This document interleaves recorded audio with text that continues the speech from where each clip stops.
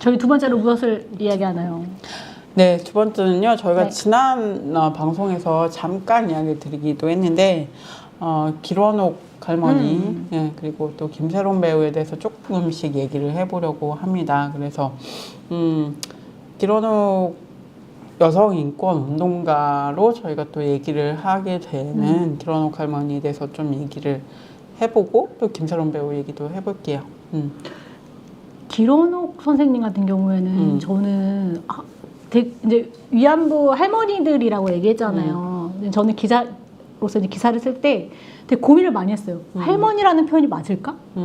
그래서 그걸 어떻게 표현할 수 있을까를 하다가 처음에는 그러니까 당연히 위안부 피해자라고만 또 위안부 피해자는 당연히 그런 붙는 거지만 그래서 어떻게 표현할 수 있지? 그럼 활동가? 인권 활동가? 이렇게 하다가 인권 활동가 뭐 부족한데? 그래서 평화 활동가 아닌가? 평화 활동가라고 썼다가 그게 다양하게 있는 것 같아요. 여성 인권 평화 활동가. 저는 그래서 그렇게 그 위안부 피해자 선생님들이 그렇게 부르는 게 맞지 않을까?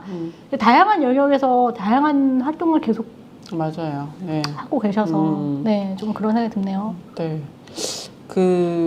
제가 알기로는 그 2019년에 돌아가신 김복동 할머니와 되게 뭐 절친하셨다고 들었어요. 그래서 같이 집회도 자주 같이 나가시면서 되게 열정적으로 또 투쟁도 하시고 뭔가 합이 잘 맞으셨다 이런 말씀을 제가 좀 들었던 기억이 있어서 김복동 선생님도 좀 생각이 났습니다.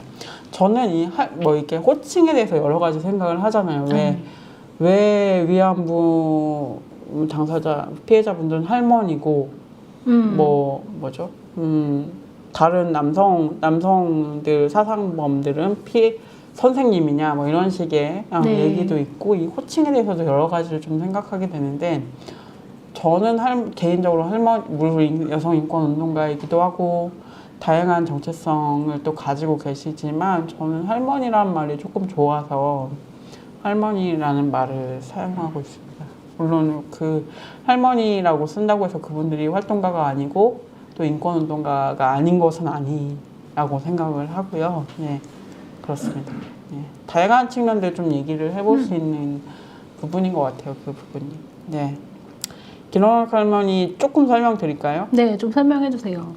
1928년 11월 30일에 평안북도 희천 맞나요? 희천에서 태어나셨고 평양에서 어린 시절을 보내셨다고 합니다. 그래서 13살이던 1940년에 중국 만주의 좀 위안소로 끌려가서 우리가 알고 있는 그 위안소 생활을 하셨고 1년 뒤에 이제 성병을 얻어서 귀국을 하셨다가 42년에 이제 집이 좀 가난하니까 살림을 도우려고 다시 중국에 갔다가 다시 위안소로 가신 그런 좀 스토리가 있고 18살의 해방 이후에 이제 고향으로 가고 싶었지만 가지 못하시고 인천으로 들어오셔서 계속 인천에서 사셨던 것 같아요. 그래서 돌아가실 때도 인천에 계셨던 걸로 지금 얘기가 되고 있습니다. 그래서 98년 10월에 정부에 이제 위안부 피해자로 등록을 하셨고 요거는 이제 91년에 김학순 할머니가 처음 이렇게 나오셔서 그 피해를 증언하시고 나서 그쵸. 이렇게 등록이 계속 됐던 건데 한 7년 정도 김학순 할머니 이후에 7년 정도 있다가 또 나오셔서 이제 피해자 확인을 받으신 그런 경우입니다. 그래서 제가 알기로는 되게 뭐 정의원이나 뭐 이런 기타 활동에서 되게 선봉에 서셔서 많은 활동들을 하시고 목소리를 내오신 분으로 또 알고 있고 여러분들도 아마 잘 아실 거예요. 화면에서도 너무 많이 보이시고 발언도 많이 하시고 그러셔서 많이 아실 거라고 생각합니다. 네. 그래서 저는 뭔가 현실적이지 않았어요. 그러니까 별세 그 소식 들었을 때 내가 너무 TV에서 많이 보시던 분인데 라는 맞아요. 그런 생각이 먼저 들어서 저는 이제 뭐 개인적으로 친분이 있거나 그런 건 아니지만 뭐랄까 정말 아시는 분이 돌아가신 것 같은 그런 느낌을 저는 좀 받았던 것 같아요. 저도 되게 많이 본 분 중에 한 분이어서 물론 예전에 뭐 김학순 할머니나 이렇게 나오셨을 때부터 이제 조금씩 활동하셨던 분들이 조금씩 달라지시긴 하셨는데 최근 몇 년간 많이 본 김원옥 할머니께서 돌아가셔서 사실 우리가 어느 정도 알고 있잖아요. 이제 한 분씩 돌아가실 것이라는 걸 알고 있지만 그럼에도 예정된. 너무 안타깝고 사실 그 돌아가시기 전에 어떤 해결이라던가 이런 것들이 있었어야 되는데 전혀 없었죠. 전혀 없고 뭐 사과는커녕 지금 사실은 뭐 없는 일처럼 위안부 그런 거 없었다 뭐 이런 얘기들도 하는 그런 현실이기 때문에 그런 것들이 조금 안타깝죠. 지금 이제 말씀해 주셨는데 여성가족부에 등록된 그런 위안부 피해자가 240명이었는데 지금 생존자가 7명밖에 남지 않았고요. 지금 평균 연령은 그 95.7세라고 합니다. 네, 그렇습니다. 그래서 사실 이게 뭐 생존자로 이렇게 기억하게 되는 것도 조금 안타깝다, 아쉽다 그런 생각은 드는 것 같아요. 그런데 진짜 어떻게 좀 우리가 이걸 계속 기억하고 이어갈 것인가 그런 생각을 좀 하면 어떨까 이런 제안을 드려봅니다. 왜냐면 이제 할머니들이 이제 피해자분들이 나이들이 어쨌든 많으시고 진짜 이제 우리가 돌아가실 텐데 그러면 남는 사람들이 어떤 걸 해야 되는지에 대해서도 좀 이야기를 시작하고 물론 이미 시작되고 있는 논의들이 있습니다만 이게 이제 우리 운동이어야 된다라는 생각을 좀 하게 됐거든요. 그래서 그런 식으로 좀 얘기를 많이 바꿔봐야 되지 않을까? 뭐 이런 생각을 저는 하고 있어요. 예. 그래서 아마 또 위안부 연구나 위안부 관련한 그런 위안부 운동의 또 그런 노선 이런 것도 저는 좀 다양하다고 알고 있거든요. 그래서 그런 것들도 조금 있습니다. 그럼 찾아보시면 또 좋지 않을까? 뭐 이런 생각도 들고 그렇습니다. 네.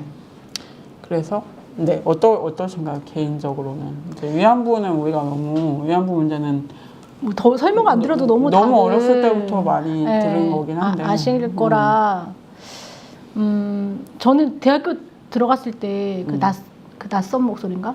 낮은 목소리. 예, 낮은 변영주 감독님의 그 낮은 목소리를 통해서 뭐랄까 보다 더 많은 거를 이제 알 수 있었던 거였는데 이제 피해자 이제 그 위안부 선생님들은 별로 생존자가 별로 없지만 그분들이 그동안 운동해 오면서 많은 기록들을 남겨놓으셨어요. 네, 그래서 아까 이제 장수님이 얘기했지만 우리가 앞으로 투쟁을 우리 운동으로 가져가야 된다고 하셨는데 그 기반은 이미 많이 만들어 놓으신 거라서 저는 이제 매우 안타깝지만, 그러니까 뭐 생존자가 계속 줄어들고 있는 현상은 되게 너무 매우 안타깝고 더 오래 사셨으면 좋겠다고 그런 생각이 들지만 기록들은 이미 충분하다. 근데 늦다 너무. 국가도 너무 늦고 법원 판결도 너무 늦어요. 지금 한국에서도 계속 진행되고 있는 거잖아요. 재판이. 근데 찾아보니까 아직 고등법원 판결까지밖에 아직 안 나왔더라고요. 대법원 판결이 아직 안 나왔더라고요.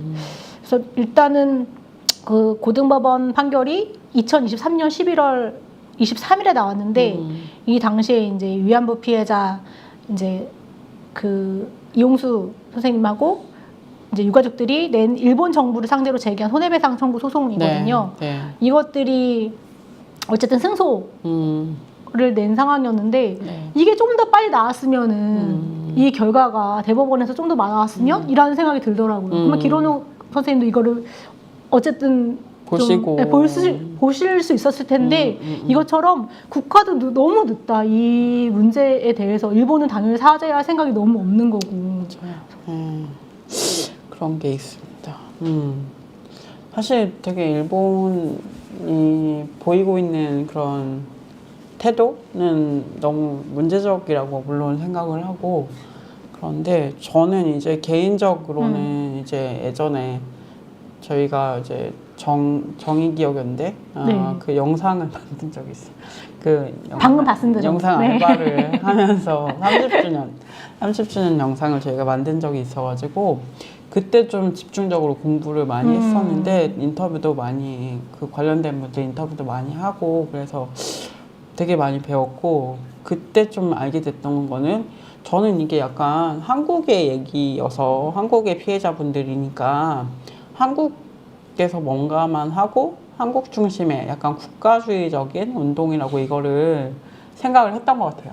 그래서 우리나라를 침략해서 막 이런 거라고 생각했는데 실체를 알고 보니까 굉장히 국제적인 운동이고 해외의 그런 전쟁 피해자나 뭐 지금 예전에 그런 제국주의 시대의 전쟁뿐만 아니라 지금 현재 일어나고 있는 전쟁에 대한 연대까지 되게 활발하게 하고 계셔서 또 내가 몰랐구나 뭐 이런 부분들도 새롭게 알게 됐던 것들이 있고 기런옥 할머니 말씀도 이런 전쟁 피해자가 더 이상 나오지 않았으면 좋겠고 우리와 같은 일을 겪는 사람들이 더 이상 없었으면 좋겠다 이런 말씀들을 또 남기시기도 했기 때문에 이런 메시지가 지금도 너무 중요하지 않나 뭐 그런 생각이 듭니다. 그 말씀하신 대로 그래서 생각나는 게 어제가 그 러시아 우크라이나 전쟁 3년이 되는 맞아요. 해였어요. 시작된 지.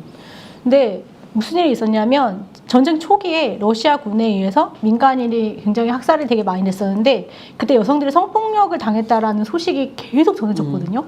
이것처럼 뭔가 3년 전쟁 기간 동안에 가장 큰 피해를 본 건 여성이랑 어린이였다. 이건 너무나 명확한 사실이라서 이런 부분에서도 우리가 좀 국제적으로 좀 같이 살펴봐야 되는 문제라는 생각이 들었고 저는 거기에 저희 하나 과제가 더 있다고 생각이 되는 게 우리가 가해자인 사건들이 있는 거잖아요. 최근에 이제 한국에서 벌어지고 있는 이제 소송이 하나가 있는 거잖아요. 베트남 전쟁 관련해서. 1심에서도 이기고 2심에서도 그분들이 이기셨어요. 조금 설명을 해주시면 좋을 것 같아요. 이분이 성함을 내가 어떻게 얘기해야 될지 모르겠는데 응유엔 티탄 씨가 한국 정부를 상대로 그 손해배상 소송을 제기한 그런 그 사건이었고 베트남전이 이제 민간인 학살에 따라서 이분들이 피해를 입었다라는 것들을 한국 정부에서 지금 소송을 벌이고 있는 거거든요. 그리고 1심, 2심 다 이분들이 승소한 상황이어서 이런 사건들에 대해서도 우리가 좀 관심을 가지고 지켜봐야 될 것 같고 저는 이 사건 보면서 그 혹시 영화 호스토리 보셨어요? 맞습니다. 그 영화 호스토리가 어떤 내용이냐면 관부 재판을 소재로 한 거예요. 그게 이제 그 우리나라 위안부 피해자들이 일본 정부를 대상으로 그 손해배상에 대해서 이 소송을 제기한 공식 사과와 소송을 제기한 거였는데 이게 일본에서 진행된 소송 중에 유일하게 우리만 이긴 사건이었어요. 1심에서. 물론 2심과 최종심에서는 패소했는데 1심에서 이겼던 그 기록을 가지고 영화화한 게 그 허스토리라는 영화거든요. 그러니까 이게 너무 떠오르더라고요. 그래서 이게 다 연결되어 있는 문제다라고 생각이 들어서 우리가 아까 이야기하셨지만 우리가 해야 할 게 너무 많다. 맞습니다. 사실 뭐 러시아 우크라이나 전쟁 얘기하시니까 또 이게 지금도 계속되는 맞아요. 문제이기 때문에 가자 주고 어떻게 할 것입니까? 그러니까 팔레스타인 문제도 그렇고 지금도 끝난 것이 아니다 우리가 그런 생각을 또 해보면서 이런 관심도 계속 우리가 가져야 되겠다라는 생각을 합니다. 사실 뭐 전쟁에서는 여성과 아동이 그리고 민간인 학살이 제일 많다 이런 얘기는 많이 들어보셨을 테고 근데 뭐 물론 이것도 너무 중요한 문제지만 왜 전쟁을 해야 되는가 지금 사실 전쟁을 하는 이유는 대부분 전쟁이 돈이 되기 때문에 많이 전쟁을 일으키고 또 유지하고 그런 것이 사실이기 때문에 이런 사실까지 좀 포함해서 복합적으로 봐야 될 것 같아요. 저는 뭐 아까도 기런옥 할머니 말씀드리면서 말씀드렸지만 이게 그냥 일국적인 뭐 피해와 가해 이런 걸로만 딱 정리가 되지 않는 우리나라만 해도 피해국이기도 하지만 그렇죠. 또 어디선가 가해국이기도 하고 지금도 전쟁 무기를 또 팔고 있기도 하고. 그 팔레스타인에도 우리나라 중장비나 이런 것들이 많이 들어가 있다라는 거잖아요. 맞아요. 네. 그리고 러시아 우크라이나 전쟁에도 우리나라 맞아요. 무기가 거기 제공되고 있다라는 건 이미 공공연하게 네. 이제 드러나 있는 사건이고 사실이고 해서 같이 봐야 되는 문제. 네, 맞습니다. 네. 어쨌든 이렇게 연결되어 있는 얘기까지 기론옥 할머니 얘기로 시작을 해서 좀 해봤습니다.